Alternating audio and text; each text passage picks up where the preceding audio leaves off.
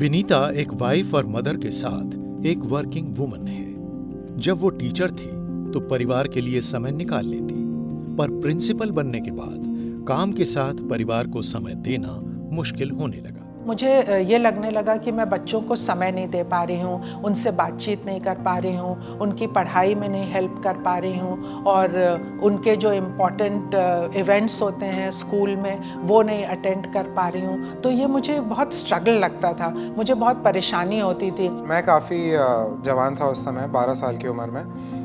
मैं अपने teenage phase से गुज़र रहा था, तो उसमें भी कई चैलेंजेस मुझे फेस करने पड़े।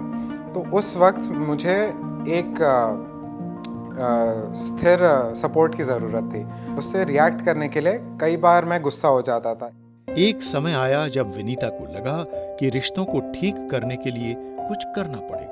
तो फिर मैंने सोचा कि मैं रोज़ इनके लिए एक लेटर लिखूंगी और मैंने 2 डायरीज़ ली दोनों बच्चों के लिए और मैं रोज़ एक एक पेज उनके लिए लिखती थी और वो बातें लिखती थी जो अगर पिछली रात कोई मिसअंडरस्टैंडिंग हुई या कुछ बात हम लोग एक्सप्लेन नहीं कर पाए या उनको एनकरेज करने के लिए कभी बाइबल वर्स के द्वारा, कभी वर्ड ऑफ एनकरेजमेंट के द्वारा मैं एक एक पेज दोनों बच्चों के लिए लिखती थी।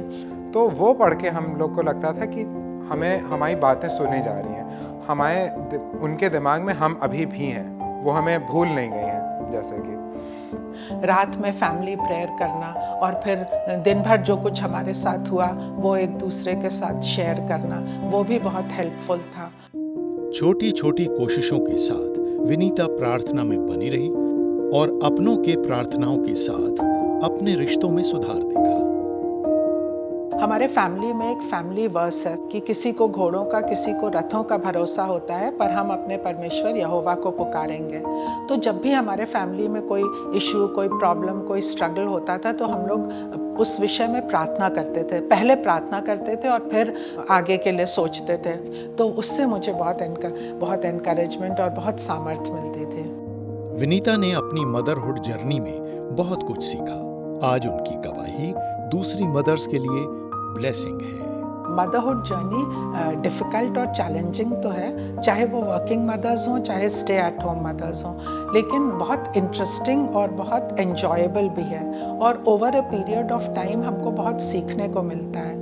और सबसे इम्पॉर्टेंट बात है, जब हम बच्चों के लिए प्रार्थना करते हैं और बच्चों के साथ प्रार्थना करते हैं तो हम उनको इस कॉन्फिडेंस के साथ रेज करते हैं कि कोई भी प्रॉब्लम, कितनी भी बड़ी प्रॉब्लम हो, वो परमेश्वर से बड़ी नहीं है। दूसरी चीज़, कम्युनिकेशन बहुत इम्पॉर्टेंट है बच्चों के साथ। कम्युनिकेशन केवल ये नहीं है कि हम अपनी बात उनसे करें, लेकिन उनकी बात को भी जब हम सुनते हैं, समझते हैं, तो हम उनके बारे में और अधिक जानते हैं। और एक दूसरे से माफ़ी मांगने में, या अगर मैंने कोई गलती की या गलत तरीके से उनसे बिहेव किया, तो मुझे लगता है अगर हम उनसे माफ़ी मांगेंगे तो एक अच्छा एनवायरनमेंट क्रिएट होता है घर के अंदर। एज अ मदर मैंने भी ग्रो किया और बच्चों ने भी ग्रो किया और फैमिली ने भी बहुत सपोर्ट किया।